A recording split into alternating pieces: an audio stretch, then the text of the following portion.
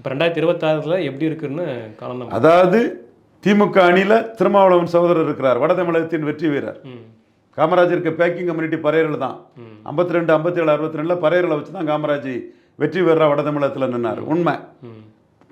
பறையர்லாம் ரொம்ப intellectual community. சத்யவாணிமுத்துக்கு power பாலிட்டிக்ஸுக்கு பயந்து தான் காமராஜருக்கு சிலையை கடற்கரையில் அண்ணா வச்சார். அண்ணா கிட்ட பவர் பாலிட்டிக்ஸில் சத்யவாணிமுத்து ஜெயித்தாருங்க. இங்கே ஊடகத்தில் வந்து பெரிய ப்ரொக்ரெசிவ்னு சொல்கிறவங்கலாம் சத்யவாணிமுத்து பவர் பாலிட்டிக்ஸில் அண்ணாவை ஜெயித்ததை சொல்ல மாட்டான். அது அவனுக்கு கொமட்டம்.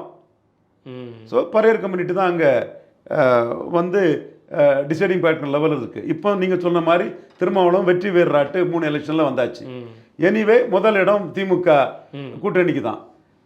பாமக இல்லாமல் 2வது இடத்தை அங்கே முடிவு பண்ண முடியாது. ஓகே. இப்போ பாமக இல்லாமல் விஜயும் பாமக ஒரு அணியாக வந்துட்டாங்கன்னு வைங்க. சிஆர் பாஸ்கரன் போன்றவங்க முயற்சி பண்ணுறதாட்டு தகவல்கள் வருது. எவிடன்ஸ் இல்லை. டாக்டர் சீமானை மதிக்கிறதுக்கு எவிடன்ஸ் இருக்கு.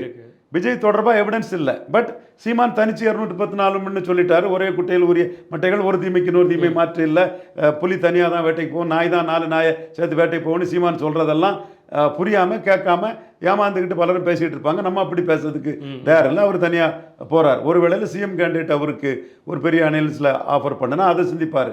அவர் தமிழ்நாடு சீஃப் மினிஸ்டர் ஆகணும் தான் பாசிட்டிவாக போகக்கூடியவர். ஓகே. இன்னொரு சான்ஸ் ஆட்டு விஜயை ப்ரொஜெக்ட் பண்ணி பாமக நின்றுட்டானி வைங்க. 3வது பேர் வட தமிழகத்தில் எடப்பாடி பழனிசாமி. ஓகே.